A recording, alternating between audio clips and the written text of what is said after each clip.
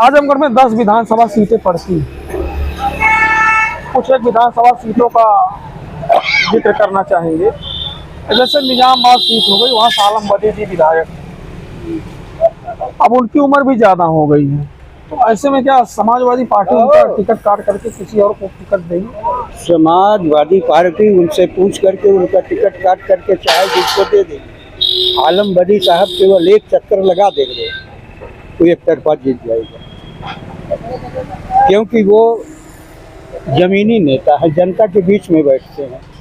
हमने उनको देखा है अपनी आंखों से। किस तरह से आपने उनको? जब नेताजी आए थे आजमगढ़ में, चुनाव लड़ रहे थे, तो सारे नेतागण लोग नेताजी को कह रहे थे कि आप 2.5 लाख 3 लाख 2 लाख से जीत रहे हैं। और आलम बदी साहब जब गए तो उन्होंने बिल्कुल स्पष्ट बोला कि नेताजी, अगर आप इटावा की तरह से यहाँ चुनाव नहीं लड़ेंगे तो आज की डेट में आप 50,000 से हार रहे हैं।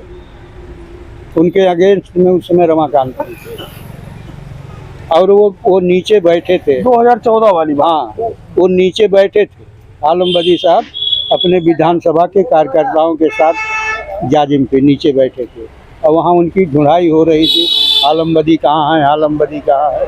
तो जब बाद में गए उन्होंने बताया, फिर वो आने लगे तो बोले नहीं, नेताजी बोले कि नहीं आलम बदी तुम जाओगे नहीं, यहाँ बैठो। अरे बोले नहीं साहब, वही सब तो हमको जिताते हैं, हम कहाँ दौड़ पाते हैं, बुढ़ा आदमी, वही सब तो हमको जिताते हैं दौड़ के, उनके बीच में नहीं रहेंगे तो हमको सब कैसे वोट देंगे। तो उन्होंने सीख भी दिया था सबको, बोला था कि जिस तरह से आलम बदी ज़मीन से है नेता और अपने कार्यकर्ताओं के बीच में बैठते हैं, उसी तरह से सब लोग ध्यान दो तो आजमगढ़ से कोई हरा नहीं सकता। आज 10 की 10 सीट यहाँ है समाजवादी पार्टी। अतरौलिया का हाल है? अतरौलिया भी सब जो है आजमगढ़ की 10 सीट निकालेगी समाजवादी। ये है कि परिश्रम तो करने पड़ेगा, बिना भाग दौड़ किए। अभी कोई कहे घर बैठे हम जीत लें तो मुश्किल है,